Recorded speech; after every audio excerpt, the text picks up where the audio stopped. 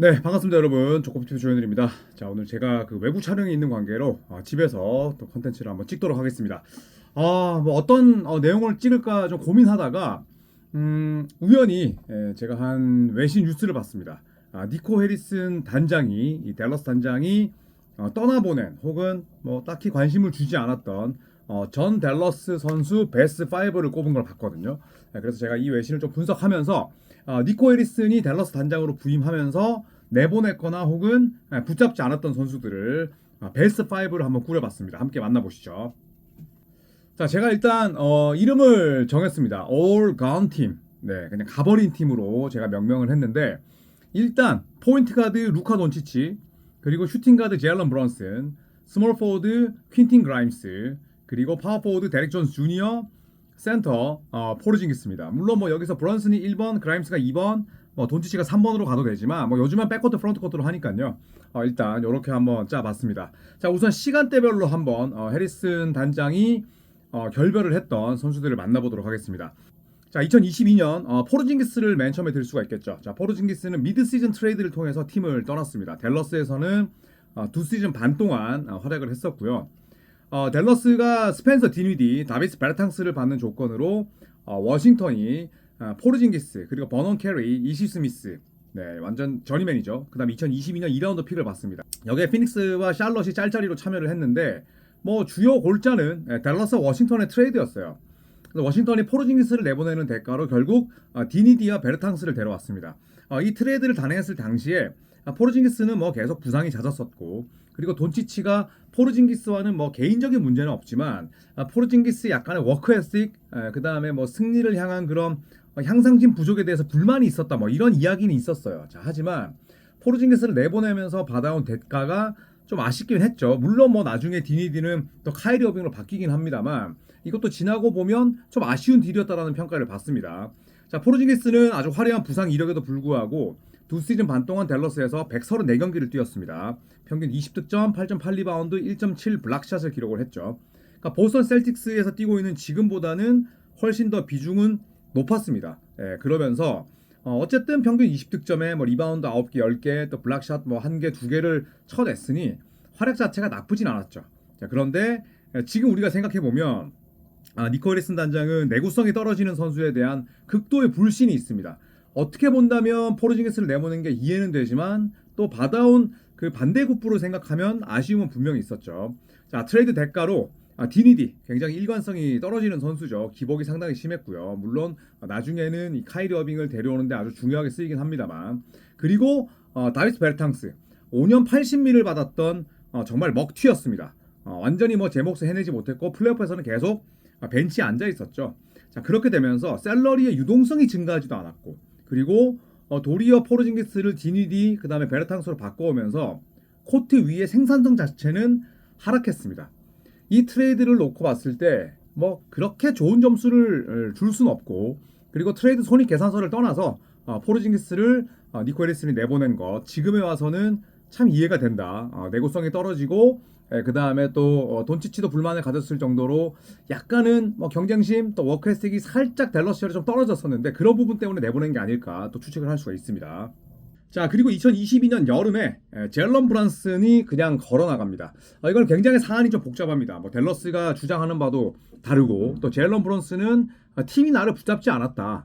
반면에 댈러스는 특히 마크 쿠반 구단주가 우리는 제일런 브런슨 잡고 싶었는데 부모가 개입하면서 상황이 뭐 나빠졌다, 이렇게 서로 각자가 좀 다른 이야기를 하긴 합니다만, 일단 댈러스 이거는 뭐 니코 해리슨 단장의 100% 잘못은 아닙니다. 왜냐하면 이때만 하더라도 마크 큐반 구단주가 분명히 또 관여하고 있었던 부분이 있었고, 그 전에 더니 넬슨 단장이 또 저질러 놓은 그런 잘못도 있었어요. 어쨌든 제일런 브런슨은 2라운더 출신이잖아요. 2라운드였던 제일런 브런슨과 댈러스가 4년짜리 루키 계약을 체결합니다. 4년짜리 옵션이 없는. 그런데 이 당시만 하더라도 4년이 지나면 RFA, 그러니까 제한적 자유계약 선수가 아니라 UFA, 완전히 비제한 자유계약 선수의 자격을 획득할 수가 있었어요. 그런데 보통은 4년 차의 연장을 때릴 수 있도록, 4년 차가 끝나고가 아니라 4년 차 연장을 때릴 수 있도록 3+1, 그러니까 3+1 계약을 맺는 게 일반적입니다. 그런데 댈러스가 제일런 브런슨과 맺었던 그 계약이 옵션이 없다는 얘기를 했었잖아요. 옵션이 없는 4년짜리 계약인데 이런 계약은 애초에 기대치가 낮거나 혹은 딱히 뭐 잠재력이 뛰어나지 않은 루키와 맺는 경향이 강합니다. 그러니까 댈러스가 제일런 브런슨과 맺었던 그 첫 계약 때부터 꼬인 셈이죠. 네, 이게 뭐 니코 해리슨 단장의 잘못이라 보기는 어렵지만 어쨌든 2라운드 뭐 51순위도 아니고 2라운드 초반에 뽑혔고 빌라노바 대학 시절 때 충분히 그래도 자신의 기량을 입증했던 선수에게 이런 4년짜리 노옵션 계약을 맺은 것 자체가 댈러스가 바보 등신이었죠. 자, 그런데 이제 제일런 브런슨이 생각보다 좋은 활약을 펼칩니다. 저도 제일런 브런슨이 NBA 무대에서 성공할 줄은 몰랐어요. 전형적인 대학용 가드라 생각을 했습니다. 그런데 점점 본인의 주가를 높이고 특히나 돈치치가 빠졌을 때 너무너무 잘해줬죠. 자, 그러면서 브런슨이 댈러스에게 먼저 계약을 제안합니다. 4년 55밀에 연장 계약 맺자. 자, 그런데 댈러스가 거절했어요. 일단 거절을 했고 또 시즌이 시작됐을 때 제일런 브런슨이 또 나쁘지 않았습니다. 활약이. 그러자 다시 한번 제일런 브런슨이 4년 55밀의 연장 계약을 맺자라고 했지만 댈러스는 본인들이 충분히 붙잡을 수 있는 자신이 있었고 그 다음 시즌 도중에 연장 계약하기를 원치 않았어요. 이거는 뭐 니코 해리슨과 마크 큐반 구단주의 합작품이라 볼 수가 있습니다. 자, 그런데 2022년 플레이오프에서 제일런 브런슨이 펄펄 날죠. 여러분 기억나시죠? 그때 골든스테이트 워리어스가 우승했을 때였는데 그때 브런슨이 21.6득점에 3.7어시스트로 플레이오프에서 펄펄 납니다. 돈치치 옆에서 이 정도 기록과 볼륨을 낼 수 있는 선수가 많지 않았잖아요. 자, 하지만 해리스는 결국 브런슨이 100밀의 가치는 없다고 판단을 했습니다. 이게 뭐 절반은 맞고 절반은 틀릴 수도 있지만 제일런 브런슨이 뭐 뉴욕 닉스 와서 이렇게 잘할 거라고 예상하는 이들이 많지는 않았습니다만 그래도 제일런 브런슨 쪽에서 2번이나 계약을 제안을 했지만 결국 댈러스는 잡지 못했고 나중에는 뭐 제일런 브런슨을 잡을래야 잡을 수가 없었죠. 자, 결국은 4년 110밀에 아버지가 어시스턴트 코치로 있던 뉴욕 닉스와 도장을 찍었고요. 뭐 그때 템퍼링 의혹이 있고 뭐 여러 가지 또 구설수와 잡음이 있긴 했습니다만 어쨌든 제일런 브런슨은 올스타가 아닌 선수 가운데 최초로 100밀 계약에 성공을 했고 그리고 지금은 뉴욕 닉스에서 평균 25점은 아주 우습게 넣을 수 있는 그런 선수가 됐습니다. 뭐 이걸 사실 니코 해리슨 단장의 무능함, 또 마크 큐반 구단주의 뭐 실책 뭐 이렇게도 볼 수 있고 또 반대로 정말 그냥 아다리가 맞지 않았다 이렇게 이야기를 할 수도 있지만 결론은 니코 해리슨 단장이 있을 때 제일런 브런슨이 그냥 걸어 나갔다는 거죠. 네, 그래서 니코 해리슨이 떠나보낸 선수 목록에 제일런 브런슨도 들어가야 합니다. 자, 그리고 2024년 여름 이제 데릭 존스 주니어가 팀을 떠납니다. 존스 주니어는 시카고 불스에서 뭐 심지어 센터로도 뛰었습니다. 신장이 2m가 안 되는데 그런데 거기서 뭐 주가를 조금씩 높였고 댈러스와 1년 풀 개런티로 단기 계약을 맺습니다. 그런데 활약이 굉장히 좋았죠. 일단은 랍스트레시기도 했고 좋은 수비수이기도 했고 또 루카 돈치치의 이 버티컬 스페이싱 돈치치와 함께 했을 때 림 러너 그러니까 림 쪽으로 달려가는 그런 역할들을 굉장히 잘해줬습니다. 그러면서 윙도 잘 막아냈고요. 2024년 플레이오프 평균 기록이 9.1득점 3.5리바운드 블락샷 1개인데 기록 이상의 가치가 있다라는 평가를 받았어요. 그래서 데릭 존스 주니어를 어떻게 표현할 수 있냐라고 저에게 만약에 여쭤보신다면 저는 훌륭한 수비수이자 림 러너다. 3점도 일치월장했습니다. 댈러스에서 뛰었던 마지막 시즌이 3점 커리어 하이였어요. 그리고 생애 통산 처음으로 평균 1개 이상을 넣었고요. 그러니까 기량이 양 방향에서 아주 급성장을 했죠. 그래서 저는 훌륭한 수비수이자 림 러너라고 생각을 하는데 또 동시에 또 아주 높이 날 수 있고 멀리 뛸 수 있는 그런 하이플라이어기도 한데 니코 단장이 실제로 그런 얘기를 했습니다. 시즌이 끝나자마자 내가 데릭 존스 주니어, DJJ와 재계약을 위해서 필요한 모든 조치를 취할 것이다. 이렇게 이야기를 했어요. 그리고 루카 돈치치도 존스 주니어를 좋아했고 또 1년 동안 존스 주니어가 정말 굳은 일에 몰두하면서 이 댈러스의 좋은 성적을 이끌었잖아요. 연장 계약을 분명히 이 팀과 맺지 않을까 이렇게 예상을 했습니다만 갑자기 변수가 생겨납니다. 이 데릭 존스 주니어가 클러치 스포츠와 에이전트 계약을 맺었어요. 그런데 이 클러치 스포츠는 그 선수의 몸값을 굉장히 합리적으로 높이는데 일가견이 있는 어떻게 본다면 구단 입장에서는 딱히 좋아하지 않는 그런 에이전트입니다. 그러다 보니까 댈러스가 곧바로 그냥 관심을 삭제해버렸어요. 물론 그 사이에 서로 금액이 맞지 않았겠죠. 그 당시에 댈러스는 MLE 가운데 좀 일부를 써서 그러니까 13밀 가운데 일부를 써서 존스 주니어를 잡고 싶다고 했는데 그 일부라는 게 10밀인지 11밀인지 7밀인지 8밀인지를 모를 일이고 여기에서 서로 합이 맞지 않았다고 저는 생각을 해요. 그랬기 때문에 결국에는 데릭 존스 주니어가 댈러스는 나에게 이 정도 돈을 줄 생각이 없구나. 곧바로 클리퍼스와 계약을 맺습니다. 바로 이야기가 된 거죠. 대신에 댈러스는 나지 마샬을 영입했어요. 나지 마샬을 영입을 했는데 다행히 나지 마샬은 쏠쏠한 활약을 펼치고 있습니다. 데릭 존스 주니어를 놓친 게 엄청난 실책은 아니었습니다. 그런데 3년에 30밀 결국 갔거든요. 그러면 데릭 존스 주니어에게 과연 1년에 평균 10밀도 줄 생각이 없었다?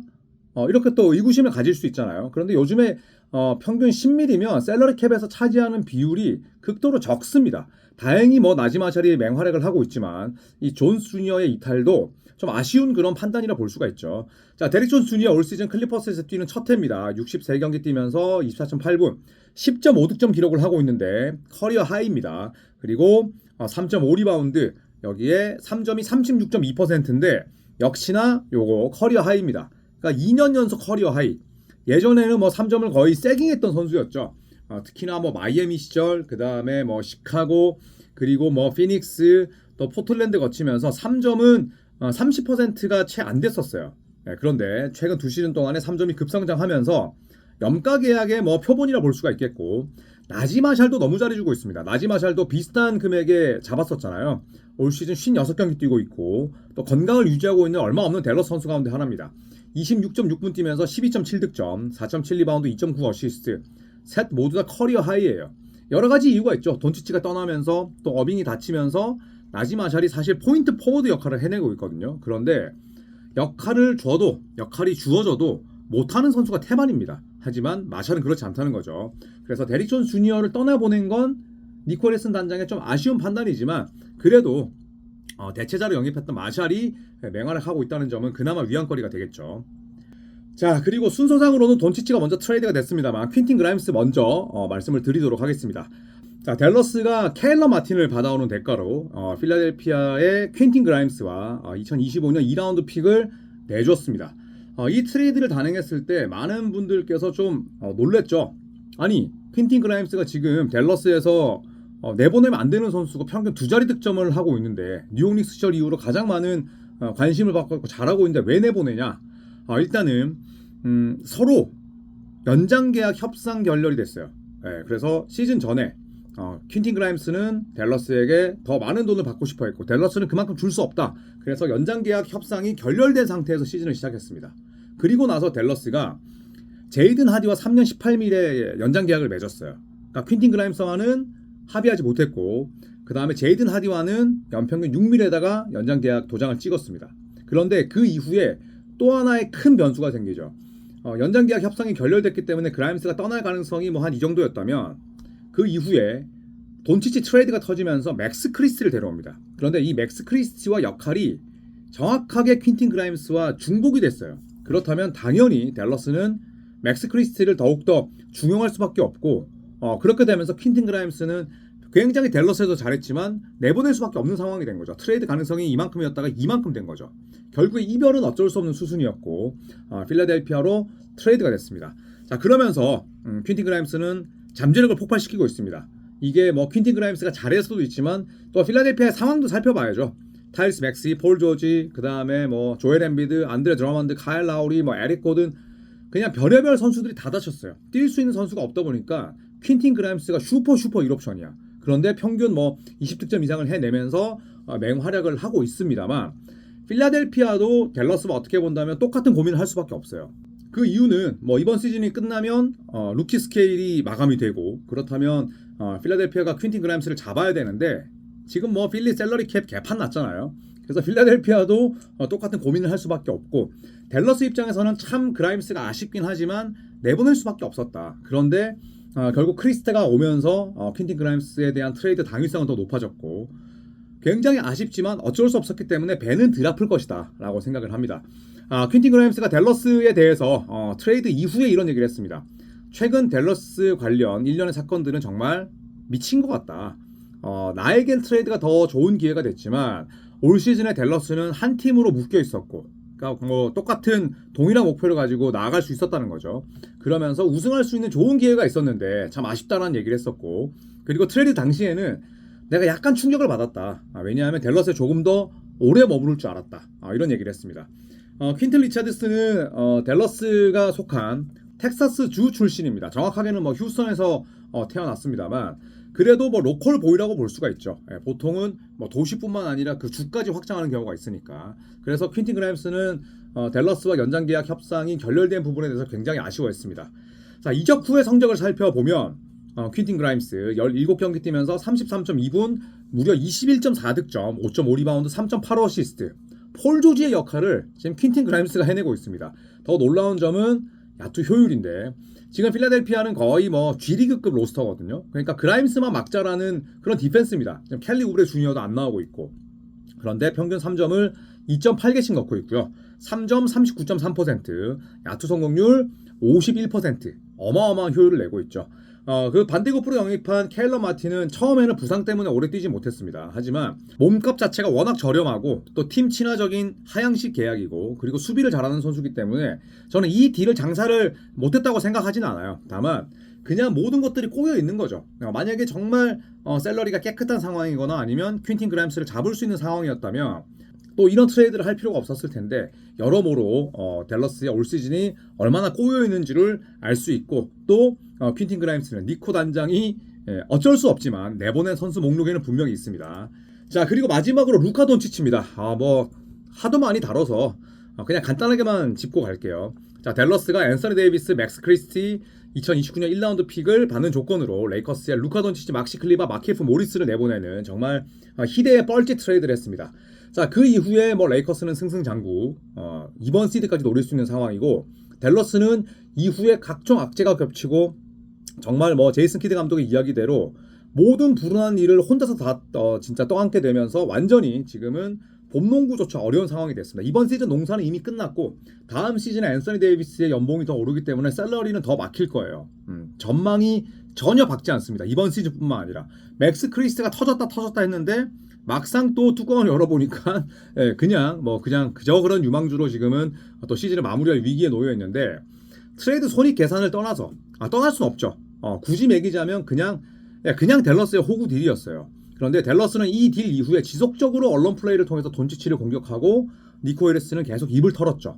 최후의 웃는 자는 내가 될 것이다. 3, 4년 뒤에는 내가 여기 없을 수도 있다. 할 때 뭐 등신 같은 소리만 골라서 했습니다. 자, 그리고 AD는 진짜 이것도 거짓말 같은 이야기죠.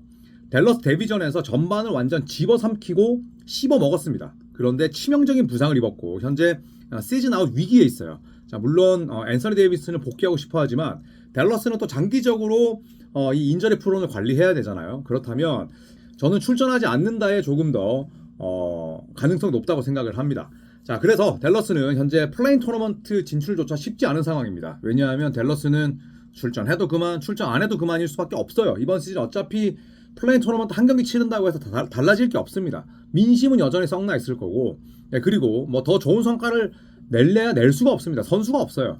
그리고 그 아래쪽을 추격하고 있는 피닉스 선즈는 지금 댈러스와의 승차가 한 경기입니다. 어떻게든 이겨야 되고 어떻게든 데빈 부커, 케빈 듀란트가 마지막일 수 있는 이 체제 아래서 봄농구를 위한 몸부림이라도 쳐야 됩니다. 그래서 저는 개인적으로는 지금 약 뭐 한 13경기, 14경기 정도 남아있는데 댈러스가 11위 아래로 떨어지고 피닉스가 올라갈 거라 생각을 합니다. 종합을 해보면 댈러스는 니코 해리슨이라는 정말 어떻게 보면 논란을 낳을 수밖에 없는 인물이 내보낸 선수들만 해도 수두룩하다. 이들 5명으로 로스터를 짜도 플레이오프 진출은 충분히 가능하고 물론 이 가운데 뭐 제일런 브런슨처럼 약간은 호구짓을 했는데 어쩔 수 없이 떠난 선수들, 퀸틴 그라임스처럼 트레이드 당위성이 높은 선수들도 있지만 반대로 돈치치나 포르징기스처럼 약간 고개를 갸우뚱하게 되는 그런 딜들도 많았습니다. 그러면서 이제 니코 해리슨의 올건 팀 베스트 5를 한번 꼽아봤는데 참 농구는 야구만큼이나 단장 싸움이에요. 그래서 서부 컨퍼런스에 더 유능한 단장들이 많다 보니까 계속 뭐 서고 동주가 이어지고 있고 단장이 어떤 식으로 팀을 구성하고 그 다음에 또 본인의 철학에 맞는 그런 지도자나 혹은 선수를 데려오느냐에 따라서 그 팀의 한 해 농사는 물론이고 3, 4년, 4, 5년 농사가 완전히 정해지는 경우가 많습니다. 그런 측면에서 놓고 봤을 때 댈러스의 니코 해리슨 단장은 아예 댈러스의 2020년대를 저는 통으로 삭제시켰다라고 생각을 합니다. 무엇보다도 댈러스가 그토록 잘 쌓아왔었던 팀의 전통, 역사, 레거시를 완전히 부정했기 때문에 저는 돈치치의 트레이드뿐만 아니라 지금 이렇게 내보낸 선수들이 향후에 댈러스가 FA를 영입하거나 혹은 선호도를 놓고 봤을 때 결코 저는 좋은 점수를 받지 못할 것 같아요. 참 댈러스 팬들에게는 참 깝깝한 그런 인물이 아닐까 생각을 합니다.